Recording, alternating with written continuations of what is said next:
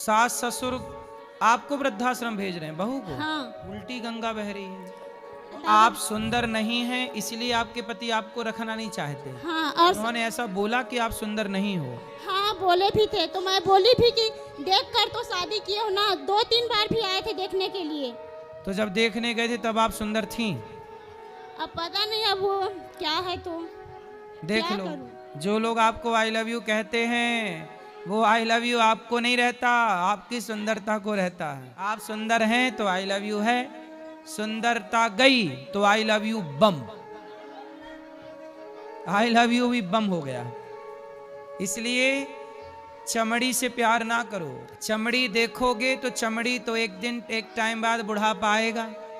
हर लड़की जो आज सुंदर है कल वो बदसूरत होगी, और हर वो पुरुष जो आज सुंदर है कल बदसूरत होगा, क्योंकि बुढ़ापा बदसूरती से ही भरा हुआ, चमड़ी झूला झूलने लग जाती है। इसलिए रिश्तों को महत्व दीजिए, चमड़ी को महत्व ना दीजिए। रिश्ते बड़े हैं, चमड़ी का क्या है साहब। पति आए हो तो समझाएंगे हम उनको।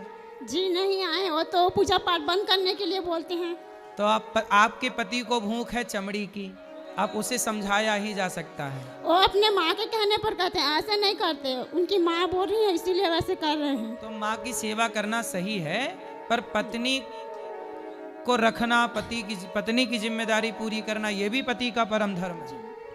पति लाना कभी हम समझाएंगे, ये गलत बात है कि अपनी पत्नी को शादी के बाद जब सुंदर थी, जवानी थी तो उसका उपभोग किया, और जब थोड़ा जवानी ढल गई तो बोल दी अब तुम सुंदर नहीं हो। ऐसा थोड़ी होता है। सदा के लिए संबंध होते हैं, कोई एक दिन के लिए नहीं होते। इसलिए कहता हूं, जिन रिश्तों को चुनिएगा एक बार शादी के पहले बिना मेकअप के भी मिल लीजिएगा दोनों जन, और बता दीजिएगा कि हम सदा ऐसे नहीं रहेंगे।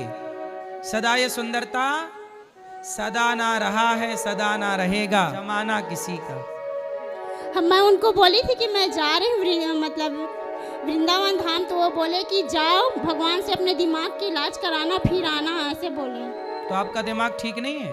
पता नहीं। तो आप भी तो कुछ बोलती होंगी। नहीं बोलती थी, लेकिन ना अब जब बच्चे बड़े हो गए हम उनके सामने हाथ उठाते हैं तो अब बोलती हूँ। क्या बोलती हो आप? कि नहीं ऐसे हम हाथ मत उठाया करो। तो आप जाओ, पति के साथ रहो, अगली बार पति को लेके आना, हम बात करेंगे। जी।